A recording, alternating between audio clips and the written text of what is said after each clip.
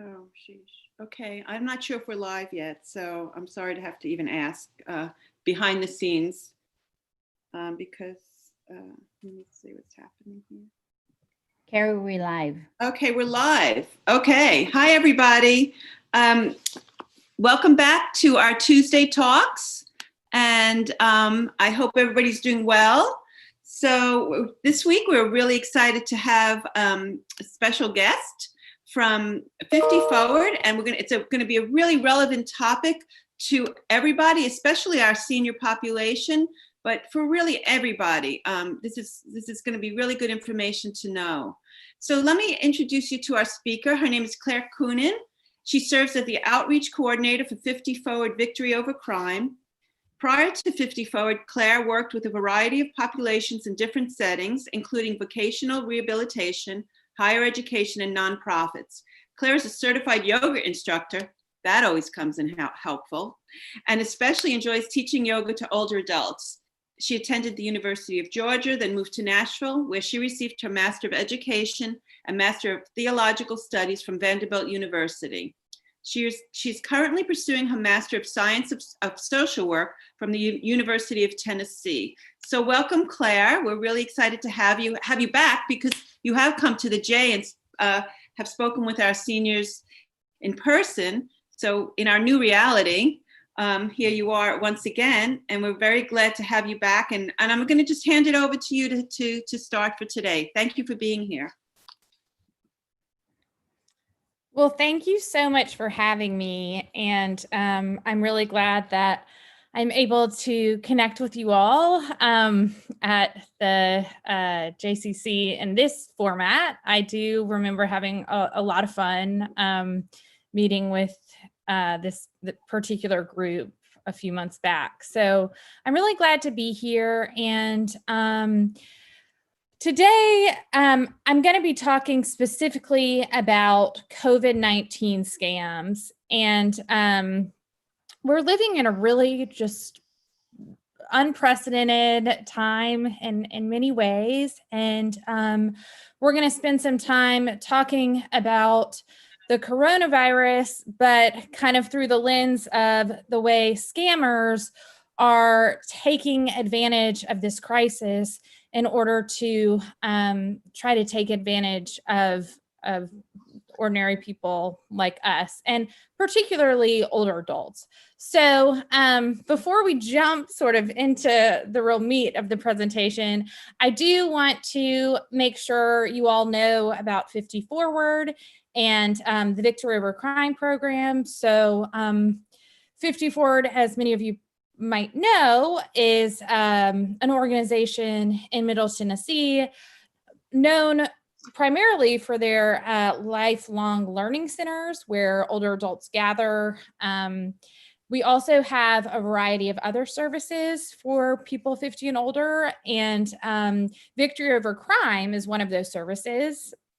We serve anyone 50 or older who has been a victim of a crime within the last calendar year in Davidson County.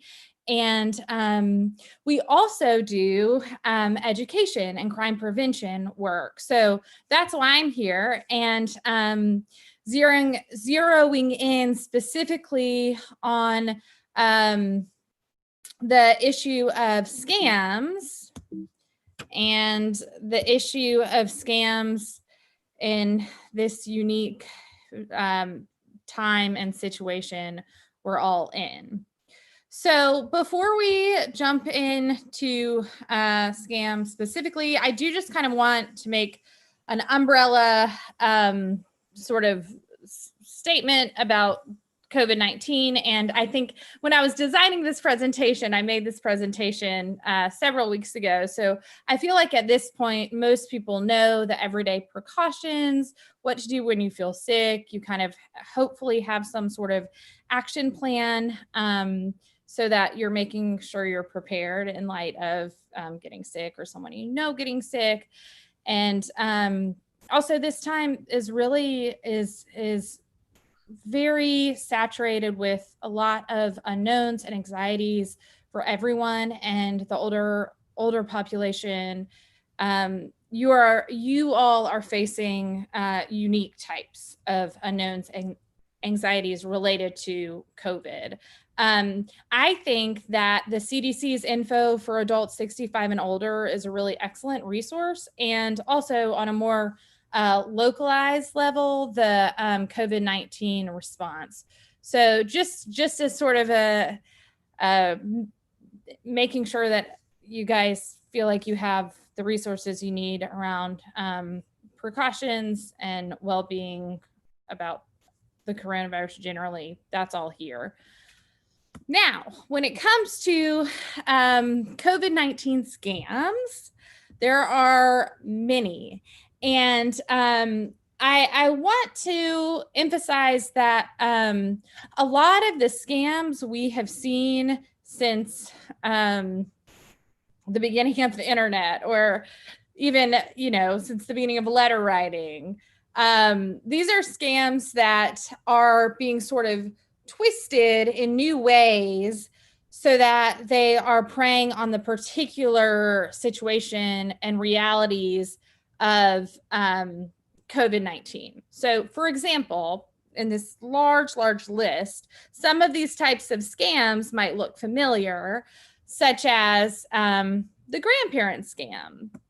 That's a scam that we know that older adults are preyed upon with, and in sort of pre-COVID times, normally a scammer would track down people who are in the older demographic and get their information and try to convince them to wire money to a grandchild or someone pretending to be a grandchild, or a lawyer for a grandchild because that grandchild was in crisis.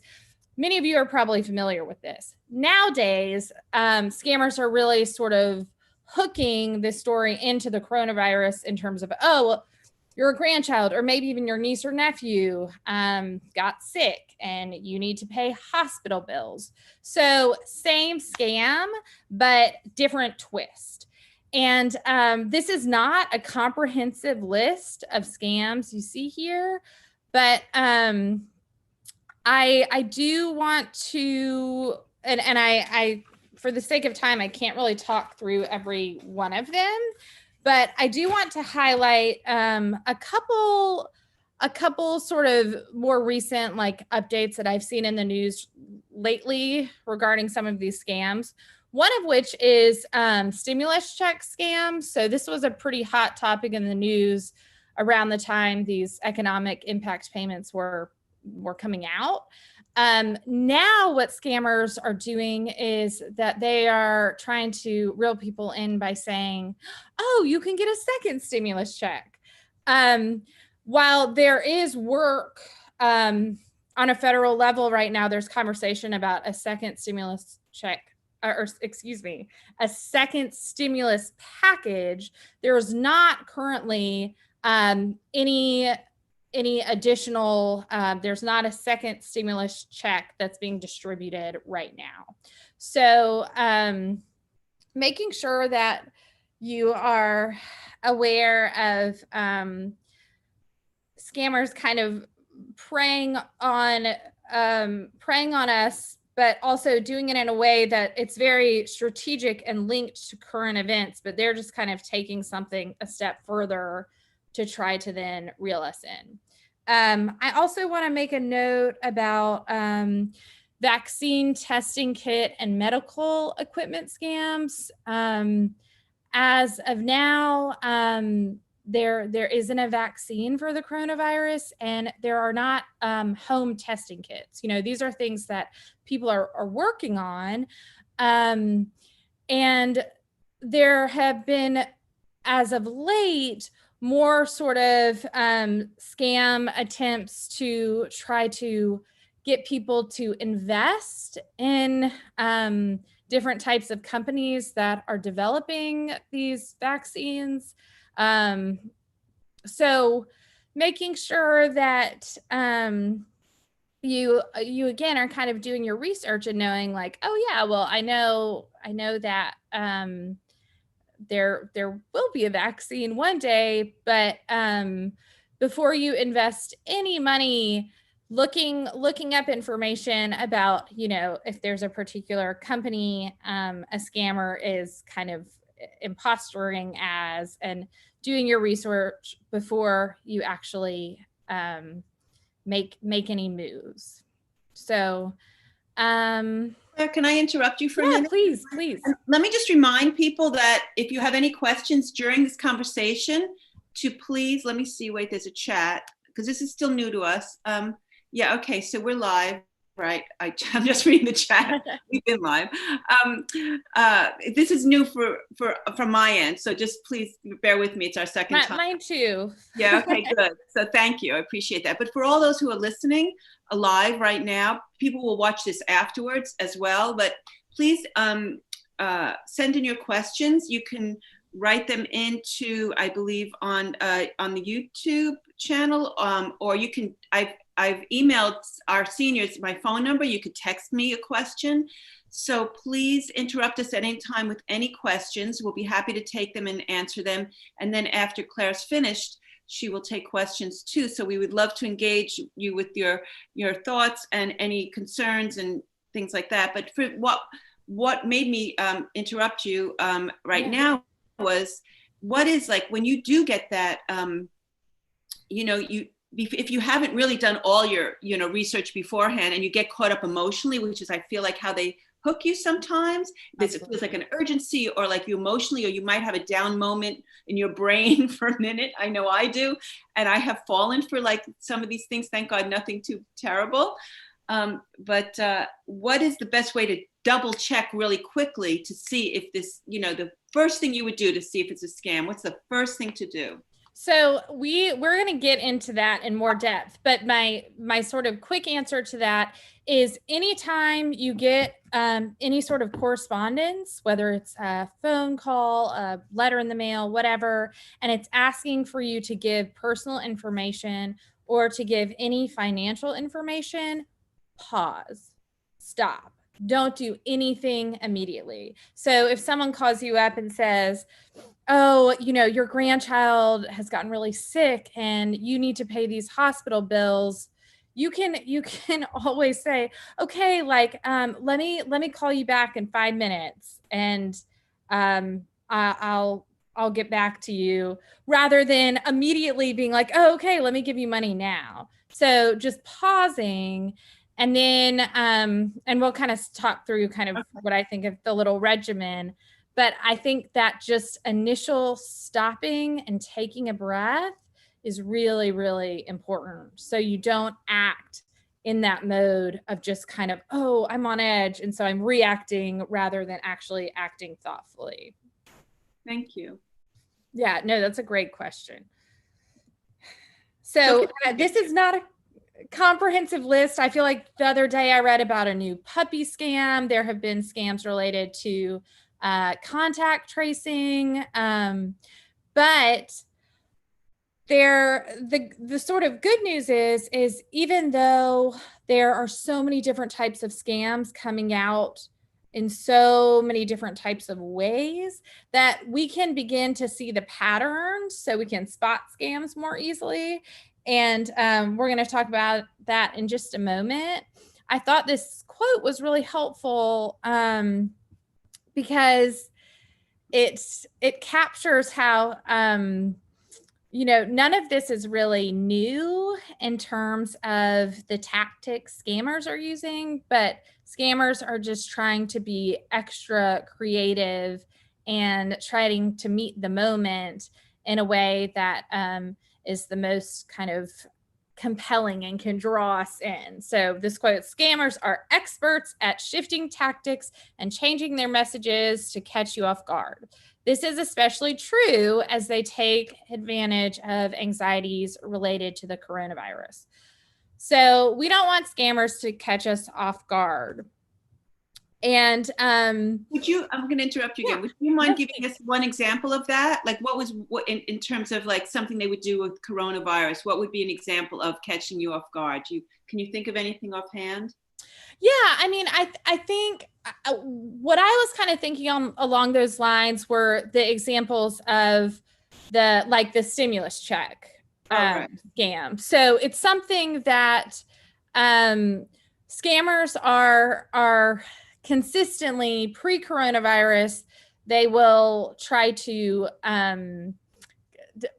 tell you need to act now. So this first bullet point, pressure to act now, but they are twisting that in a way that you feel even more pressure to act now because you want to get your second stimulus check, even though there's not a second stimulus check.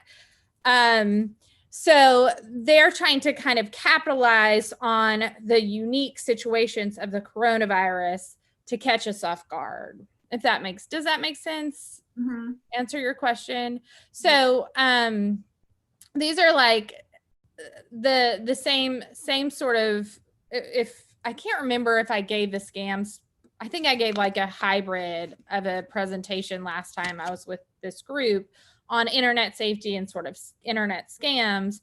And before the coronavirus, we talked a lot about how scammers will really try to pressure you to act now, which is why I said I really encourage people to always pause before they give out any information about their credit card number, their bank account, their social security number. You never give that out unless you have really, really paused and you become very, very clear that the person who is seeking this money is very, very legitimate.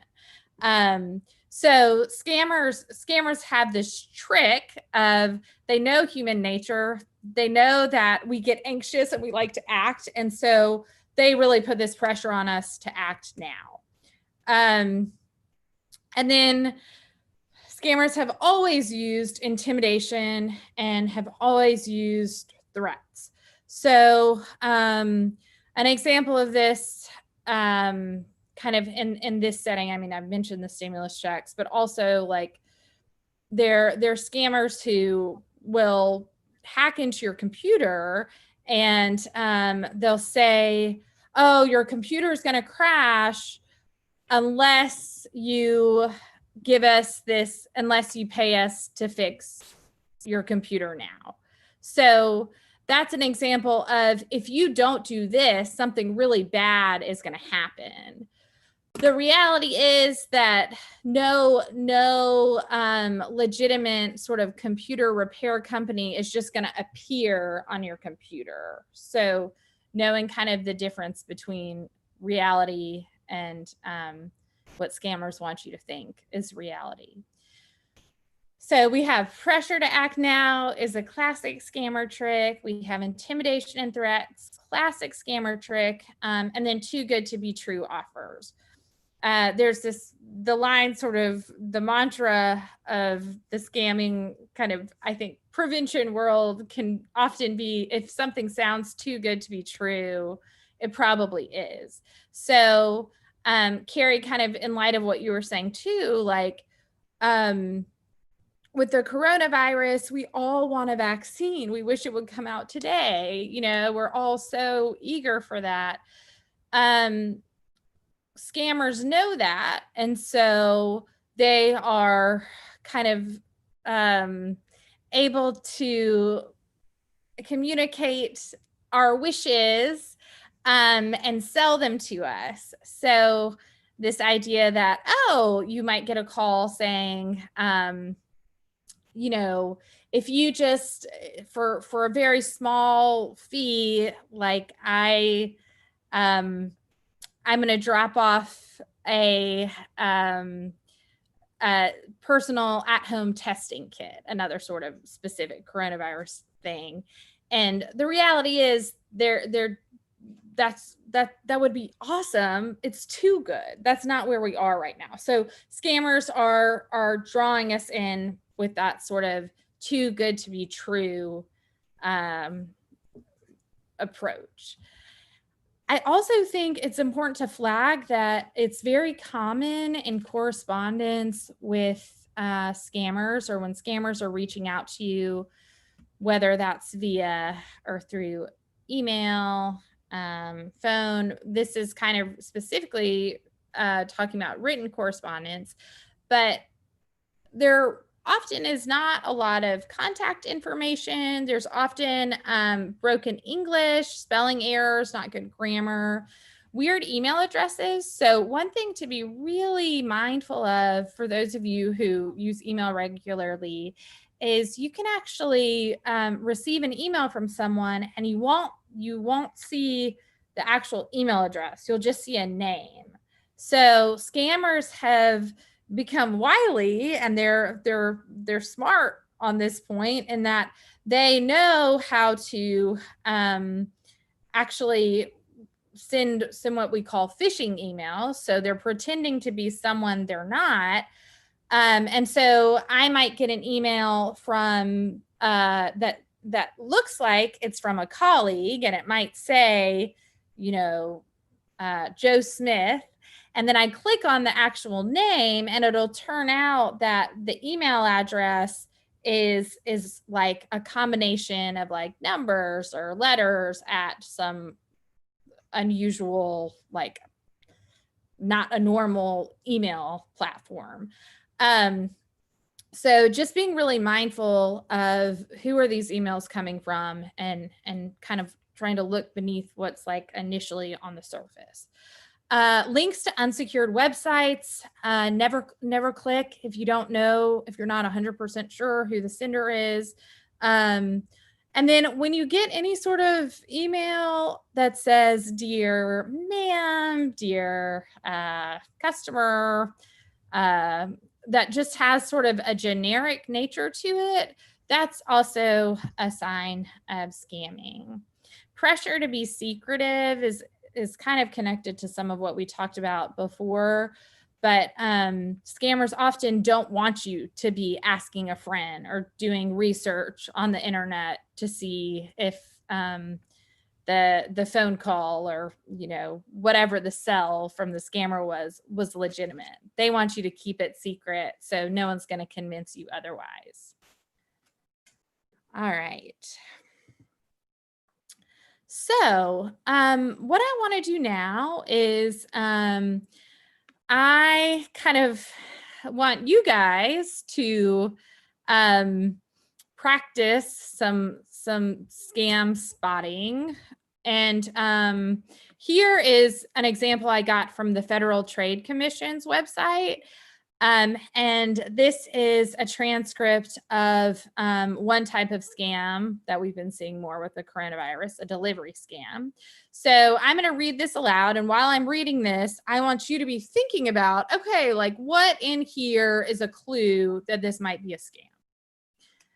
Dear customer, due to coronavirus outbreak, we deliver a wide range of sanitizers, hand wash, toilet papers, and face masks at your doorstep to safeguard you and your family from coronavirus. No need to visit stores. Get delivery in 24 hours. To order, press 1. For more knowledge and safety tips about the coronavirus, press 2. All right, so if anyone wants to type in any thoughts here, feel free. Just kind of thinking.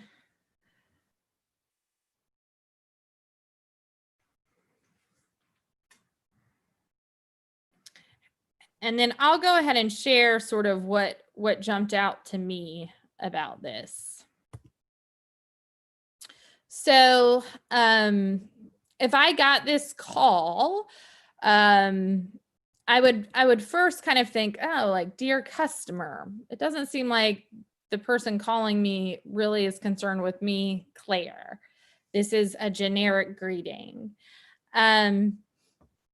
Especially when I was creating this presentation, this was still kind of when, it was hard to get paper towels and toilet paper. So, and still, I think sometimes the shortages aren't as bad, but even now, a wide range of sanitizers, hand wash, toilet papers, and face masks showing up at your doorstep, like, that sounds a little too good to be true. And then anytime in a phone call, and this is a type of robocall, you know, where it's automated, it's not a real person who's talking. When they are, you get sort of the instruction to press 1 for this or press 2 for this. That's showing that this is like kind of a luring you in technique. So if you press 1, then maybe you'll then be asked to put in your credit card information or for a small shipping fee or something. So I think most of us can tell pretty quickly whether something is a robocall or not a robocall. But with robocalls, my sort of rule of thumb is I just immediately hang up. Don't press anything on the keypad. And then I think it is worth just not picking up your phone if you don't recognize the number at all.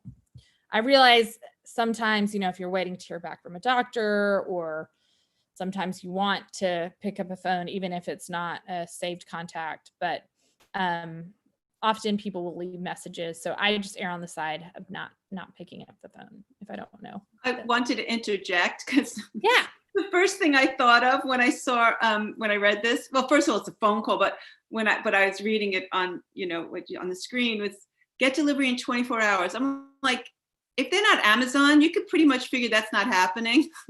Yeah. But I also find it interesting. Like I also just hang up pretty much immediately when it's a phone call, especially that is so generic, you know. I don't really, whoever it is, it's just like a generic phone call. I'm like, you know, already I'm suspicious.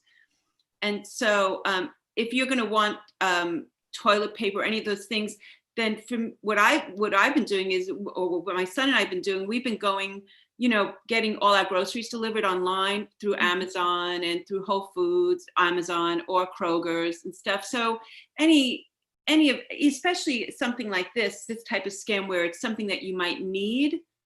I mean, a phone call probably is from a robotic phone call is probably not the best place to start with any type of need at all. So for sure, that itself just seemed to be, you know, what they're offering in a phone call just is like, go on the internet, and then when you go on the internet, of course, be careful where you're going. But the you know, Kroger's, I mean, just go to your local places, because if they're out, pretty much nobody's gonna have them. You know, if you can't get it on Amazon or Kroger's or something, then pretty much figure nobody else is gonna have it. So yeah. I think that's spot on. I like what you said about it. You know, this just wouldn't be a good place to start. You know, it's like, and I think that's a good rule of thumb, and we'll talk about it a little bit more in a minute, but like always kind of going back to the source. You know, scammers come at us and they pretend to be certain companies or certain people. But we need to be thinking, oh, wait, I'm the one in control. Like if I need toilet paper and food, I don't need someone coming at me to tell me how to get it. Like I need to kind of take that first step and go to the places that I can trust and I know from my own personal experience are legitimate. Okay, here's one more. Spot the scam. So this is an email from the World Health Organization, or not. And it says, "Dear Sir, go through the attached document on safety measures regarding the spread of coronavirus. Click on the button below to download." The button says safety measures. Symptoms. Common symptoms include fever, cough, shortness of breath. There's a real typo there. And breathing difficulties. Regards, Dr. Stella Chagong, Specialist Wuhan Virus Advisory. So this is clearly fake, but I do want to make the point here that, you know, very intelligent, thoughtful people will get an email like this and initially think, oh, the World Health Organization has reached out to me and I need to do what the World Health Organization says. So, again, as you were saying earlier, Carrie, too, it's when you're in that state of just heightened anxiety, everything kind of feels like it's moving around, nothing's steady. It's easy to want to immediately sort of act and do something that you kind of obey authority, like the World Health Organization being this more sort of their Legitimate organization. What?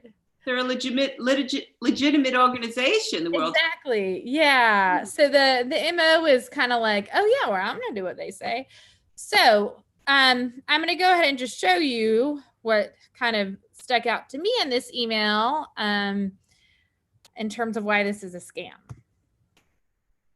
All right. So we know that you do not spell the word safety. And I don't know if I read that. I don't think I read that part. But in the subject, for those of you, I know this is kind of small, but it says safety coronavirus awareness who, but safety was spelled without an E. And that's an immediate red flag. So these health agencies, the Center for Disease Control, the World Health Organization, state health department, federal health. I mean, these places are not going to email you specifically information. Unless you've subscribed to some sort of newsletter, you won't be getting an email like from randomly from any large health agency or organization. The generic greeting here, health agencies simply won't send you downloads, even if you got on some sort of newsletter, you wouldn't be asked to click on downloads. And similar to the misspellings, the typos are a real sign of this being a scam. So this is an imposter scam. It's a phishing email, and the people behind this scam are hoping that you will click the link, and then it might happen that the link will then download malware, which is a certain type of software that can lead to people hacking into your computer and getting personal information.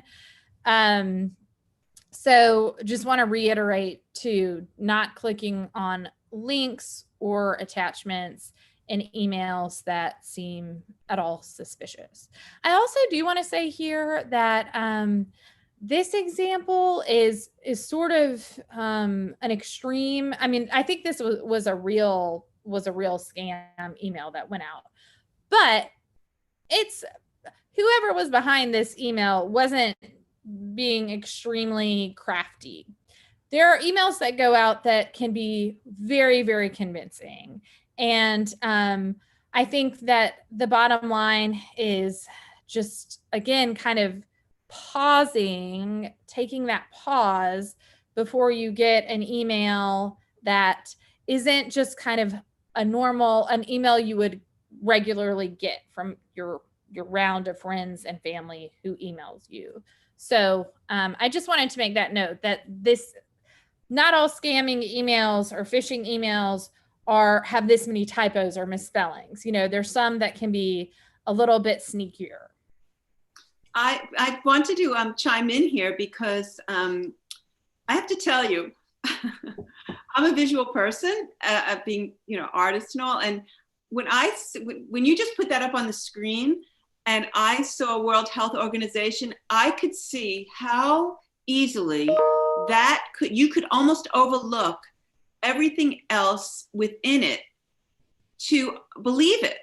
I mean, especially if you have a lot of anxiety. And I know when I have anxiety. I'm not thinking clearly.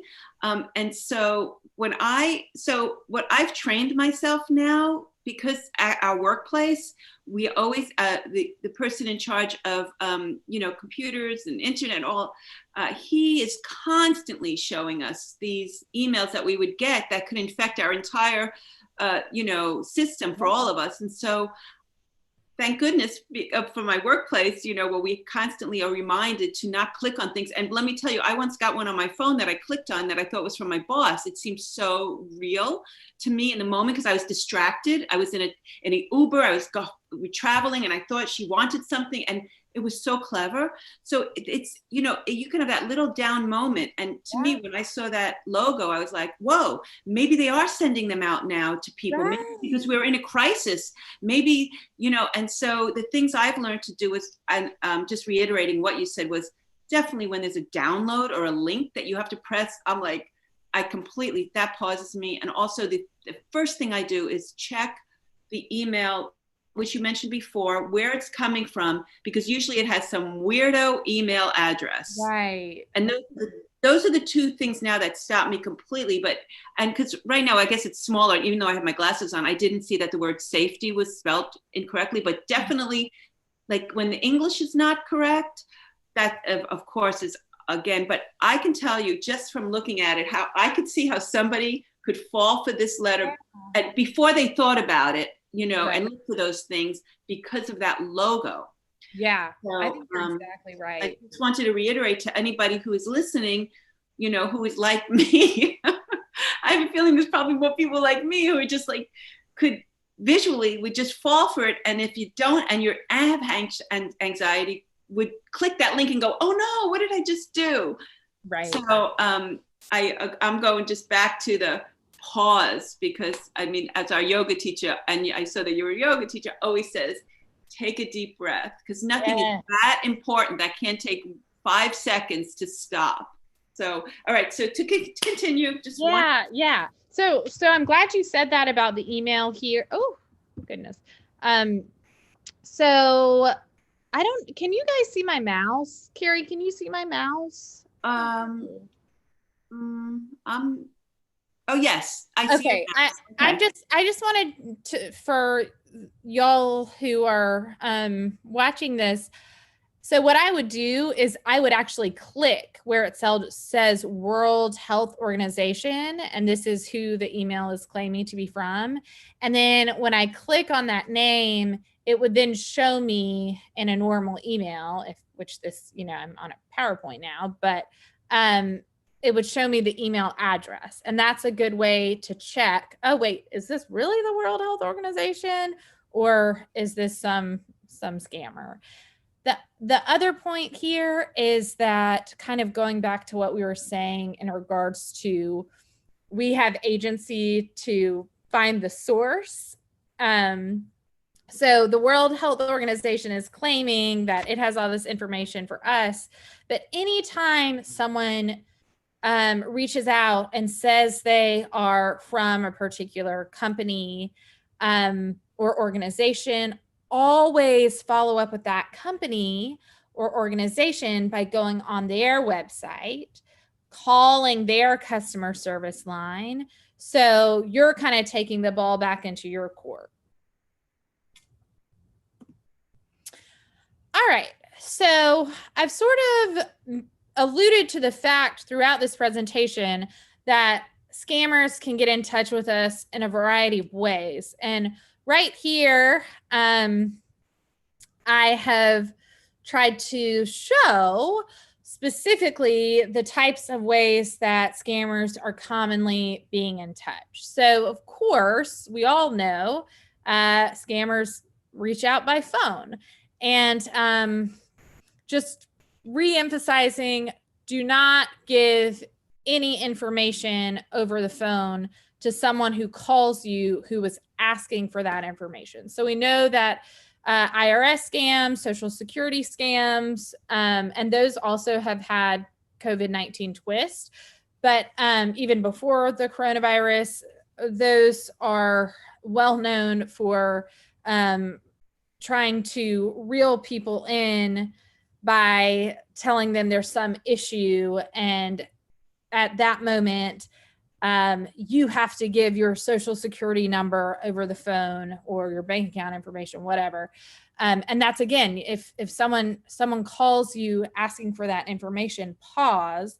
The Social Security Administration, the IRS, they will mail you. They'll never call you to try to get that information from you. So if you think that someone like the Social Security Administration is calling you, hang up and call the Social Security Administration and find out. And that's sort of an example with one agency that you can apply to, like, kind of like what we're talking about with WHO or any organization, any company. So texting, this is a newer avenue for scammers. So don't respond to text or click links in text. So similar to email, people will try to reel you in by asking you to click a link. Never share any info via text. And on social media, this can be a place where it's hard to tell what's authentic and what's not authentic. I mean, we see this in news, what's real, what's not real. So know that there's lots of phony content on Facebook and other social media, and do not click on ads that just pop up. Throughout the internet, there is lots of phony content too. But I wanted specifically here to mention that the internet can be really helpful because we can actually do research before buying something or giving money online. So it's really hard to see in this picture, but there is a picture of toilet paper here. And we know that with the coronavirus, there's profiteering and people were really jacking up prices unfairly, and products. There are phony products on Amazon, even, reputable companies. So reading reviews about whatever you buy on the internet is always a good idea. Check your mail regularly. Sometimes people will steal from your mailbox as a way to try to get information like a mailed bank statement, and they can steal your identity that way. And don't cash suspicious checks mailed to you. So this was more of an issue with stimulus checks. There were checks being mailed out that were for kind of like odd amounts, like $1,329.99, or checks being mailed out, and these were fake checks that were then saying, cash this check, but you're going to have to pay back this amount of money by calling this number. So being mindful about what's coming in, and always just asking someone at the bank if you have questions, or calling someone at the bank. I want to interrupt you just for 1 second again, because I'm on, in my email I get, which is legitimate. We have like a neighborhood kind of email, circuit where people kind of tell what's happening in the neighborhood, and you can buy things and find things and all that. Anyway, somebody posted that they had a check stolen. Somebody was going around, and they were able to get it out of the post office, the mailbox in the neighborhood. They were able to get somebody's mail out, who, they had put it in a legitimate post office box. I mean, postal box, and they whited out, or however they inked out the name. They got somebody's personal check. And so the neighbor was saying to make sure that if you're going to put it in even the box outside the post office, to do it closer to the time when they're picking up the mail, maybe overnight, because I mean, it's horrible to even think that happens, but it can happen. Apparently it happened to somebody in our neighborhood. Yeah. So I hadn't even thought about that before, but now when I'm dropping it into a box, out in the street, a post office box, I'm doing it closer to the time of pickup. So Yeah, that's great advice.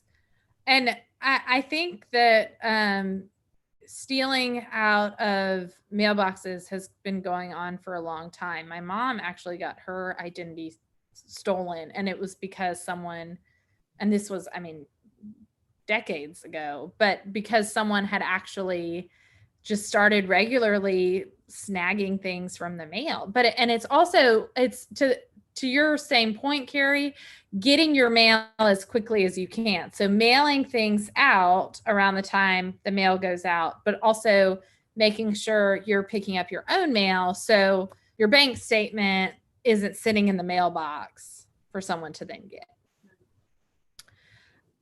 We've talked about emails, not opening links or clicking on attachments, not sharing financial information via email.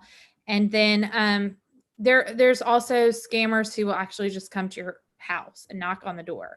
So I think a good rule of thumb is just don't open the door if it's a stranger. I also wanted to, when you were talking before about paying online, because I have gone to a site I've gone to before where I buy supplies for, art or whatever. And immediately I got a call back within an hour, or I got a notice from American Express that somebody had stolen my card number and bought thousands of dollars somewhere. And they American Express pretty much understands they're pretty quick to catch these. Yeah. So one thing I wanted to what I do personally, what I do to help protect myself as much as possible, because I do shop a lot online now, is I only use my American Express. That's the only credit card I have. And the cards that are linked to my bank accounts, even though they can be used as credit cards, I never, ever use them to buy online, because that is directly linked to my bank account. Mm-hmm. But American Express, which is separate, I've found them to be really, on top of it in terms of catching scammers or people who are stealing cards, whatever. Yeah. So that's another thing I've done to protect myself as best as possible, which is to never use a bank card. My bank card is a credit card. So I get use all my groceries, everything, as much as I can on my American Express card if I'm going to use a credit card for those things. So that I found that helpful. Yeah. Wanted to. For sure. Thanks for sharing that. All right. So this is kind of what I was thinking about at the beginning of the presentation when Carrie was asking sort of, what do you do so you don't fall for these things? So I just as kind of we're taking specific steps and precautions to try to make sure we don't get the coronavirus, we need to take specific steps and precautions to make sure we are not scammed. So I like to think of the scam prevention regimen as including that you stop, you think, and you ask. So we've talked a fair amount about this idea of stopping. Someone calls you claiming to be from the IRS, or someone calls you claiming to say that your grandchild's in trouble. Taking a breath, I think, is really, really important. And if it is a call, then actually hanging up and saying, you can always, even if you're really torn in the moment, you can always say, maybe I'll call you back. You don't have to. I think sometimes we're wired, and I think that this might, I think that older adults often have maybe better manners than like my generation. And I think that sometimes generally people are hesitant to get off the phone because they don't want to be rude. So you can get off the phone without being rude, but whatever you do, stopping and pausing. If you get that call, if you get that email, if you get that text that is asking something of you in that moment, if there's an urgency to it, that very sort of begging that this needs to happen now should begin to become sort of a signal that, wait, I need to actually stop right now and think. And I realize that there are times where things are urgent, but if you're hearing from someone who is a stranger and you've never had any contact with before, it's always a good idea to pause before acting, even if they're trying to tell you you can't. So after you pause, thinking. So we know that when we are in a state of anxiety, our prefrontal cortex, the part of our brain that thinks critically and helps us in sort of navigating complicated situations, that is not working as well. So we want to kind of let our nervous system settle, and then we're in a place where we can kind of reflect on, what have I learned about sort of patterns that we know are common with scams, or what have I read? That sort of thinking through, what do I know? And I think just with the thinking, going and just noticing sort of your own intuition too, I think can be valuable as well.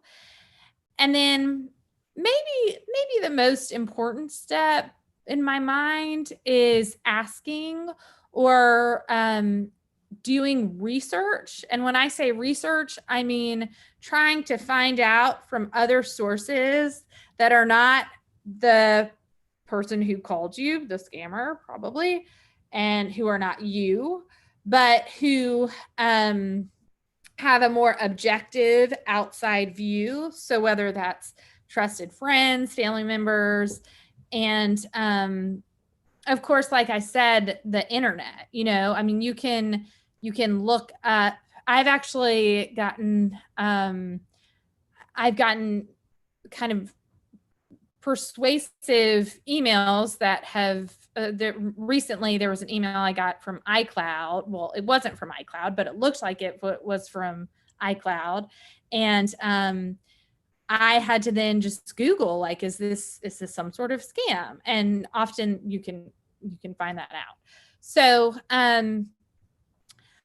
don't remember if I mentioned this earlier, but charity scams are also a way that scammers really try to tug at our heartstrings, and particularly now, both in light of the coronavirus and in light of the recent police brutality and protest. Scammers are really trying to draw people in by claiming to be from specific organizations and wanting you to give money to a fake organization. So an online resource that is helpful to check whether a place is actually a legitimate charity is guidestar.org. So never giving money to a charity you're not familiar with and you aren't certain is an actual legitimate 501c3. And then for public health, we've talked about the World Health Organization and the Center for Disease Control. Scammers will pretend to be from those places, but you can always go to their website, cdc.gov, who.int, and then you can get the message straight from the horse's mouth. And then for products, I think the Better Business Bureau is a good resource to have in light of those. So stop, think, and ask. All right. this last slide is really for the purposes of conveying kind of right now what we know and don't know specifically related to the coronavirus, and in light of what scammers are trying to tell you, and they're often trying to tell you otherwise. So as I mentioned before, they're currently not there's not a vaccine, they're not cures, they're not at-home testing kits for COVID-19. There have been issues around scammers claiming that there were special Medicare benefits specifically related to COVID-19. And that's, you know, with some of this, things are shifting, but just Medicare going directly to the source to find out about Medicare benefits rather than giving any information to someone claiming to give you some special perks. So security pop-up warnings will never happen from real tech companies. So like Microsoft or Google or Apple, that those are legitimate companies that can help you fix a computer. If you have a virus, if you get some notification that your computer has a virus, if there's a pop-up that comes up after that says you need to call some number, that's not legitimate. You're going to have to talk to the actual technology company. They're not just going to pop up on your screen. That's a scam. We talked about charities, stimulus checks. That's a little bit outdated. I think the main issue now is just kind of not falling for the scam that's saying that there's a second stimulus check you can get if you pay a little fee up front or something. And yeah, I feel like these other points we sort of hit on already. So yeah, this is a lot of different information, and I want to just give you a heads up that the Federal Trade Commission is a good resource for scams in general, and they have a great website, but this is the number to call. They are a place to report scams. And if you have, and even if you don't fall for a scam, if someone calls you, if you get a suspicious call, it's helpful for us all if you actually report that. On a local level, the police department actually has a fraud unit, so they will investigate cases of fraud and scamming, and you can reach out to them. And then the Better Business Bureau is another place to report scams too. And I'm happy to send any of this information so you all have it in front of you. All right, well, that concludes my sort of conversation regarding COVID-19 scams specifically. I do want to remind you that 50Forward Victory Over Crime is a program that is here to help you. And we want to be able to answer questions. More specifically, if you or someone you know has been a victim of crime, whether it's a scamming situation or if it's a theft, any type of elder abuse, any type of crime, Victory Over Crime is here to offer care management and help you or anyone who's 50 or older in Davidson County get the services and the support they need kind of in the aftermath of navigating a crime. So lastly, we have a Facebook page, and we try to update that so you have information about issues related to scams and crime prevention more generally. So I'm I'm happy to get any of your questions, any of your thoughts. I do miss the, more back and forth, but Carrie, I'm really glad I had you. To help me. I'm a good interviewer. Didn't have to just hear my own voice. Well, we haven't had any questions, although I got an email while we were talking. So there might have been some difficulty with some of the seniors getting this on, even just clicking the link and getting it directly to watch it today. But I saw one email come up. So I'll know better later when I communicate more with our seniors. Nonetheless, this will go up onto our Gordon JCC YouTube page. Okay. And so this will be, I will mail them the link and say, this is a good link to click onto. Good. And from my trusted email, and I know that a lot of our seniors will be watching this later. So while we don't have any live questions right now, I feel like the information is really outstanding. I mean, I just feel that you've covered it from start to finish, and from nuts to bolts and soup to nuts, so and all the expressions. And so I was like, for myself, which I guess I'm a senior anyway now. I've hit that age. This is all fantastic information for everyone, and thank you so much. I really enjoyed it. It was very clear and just in depth. So thank you so much for. Oh, thank you so much for having me. Yeah, this will be very useful, and I'm sure seen many times, and great referral, reference to come back to.